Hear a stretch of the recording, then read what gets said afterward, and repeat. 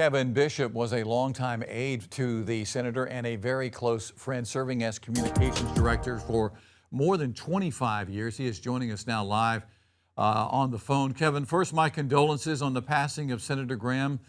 Your reaction this morning? I think everybody who worked with Lindsey, who knew Lindsey, we're all in a state of shock and just really heartbroken. South Carolina has lost a great guy, and for many of us, we have lost a dear personal friend. So it's just really heartbreaking. I mean, we're all in a state of shock. When's the last time you talked to him? I was communicating with him last week when he was in, I don't know if he was in Turkey or Ukraine at the time, but he was overseas.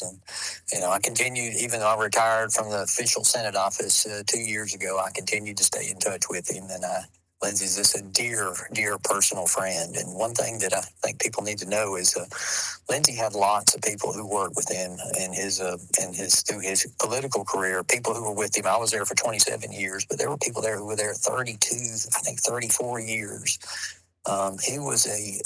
That's really unusual to be with someone for that long. I think that speaks highly to the character of Lindsey and how much the people who were around him and who worked with him every day just adored Lindsey Graham.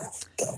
Had he ever complained to you about having any kind of chest pains or not feeling well because of some sort of issue? I won't get into any of that, JR.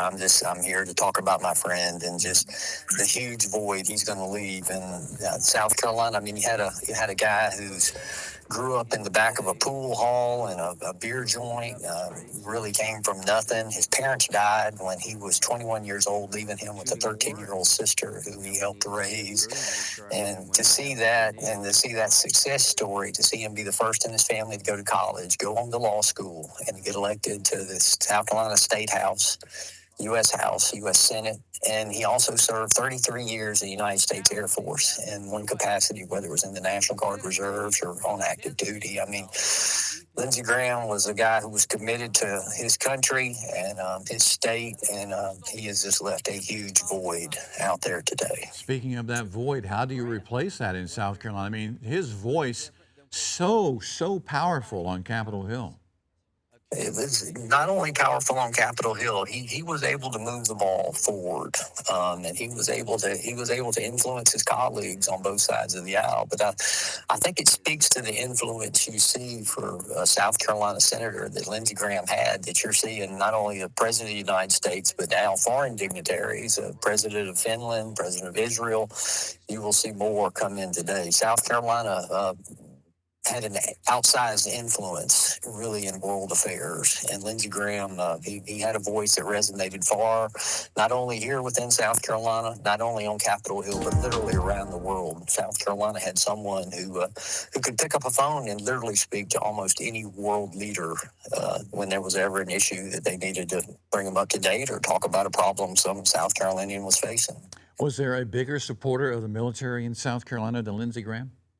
No, and Lindsey Graham's heart and one of his true loves was the United States Air Force, which he will tell you he had the great honor of serving in the United States Air Force in 33 years, and that was JR when sometimes in politics you have a walkout song after an election or something, and Lindsey Graham's walkout song was the Air Force anthem, and that's because the Air Force held a near and dear place to his heart, and he thought so much of the troops. He was often going and visiting them in war zones he for many years went to places that honestly I can't hardly pronounce. These are some places where we had really small outposts of literally a couple hundred troops in some of the stands in Central Asia, but he wanted to go see them, let them know we were thinking about them, and that we were praying for them, and that we stood behind them all the way. So he was just a huge advocate and supporter of the U.S. military. I saw him a couple of weeks ago here in Columbia. He was looking forward to the election in November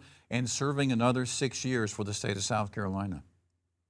Yes, he was. He would have been a favorite to win, but God had a different plan for Lindsey Graham, and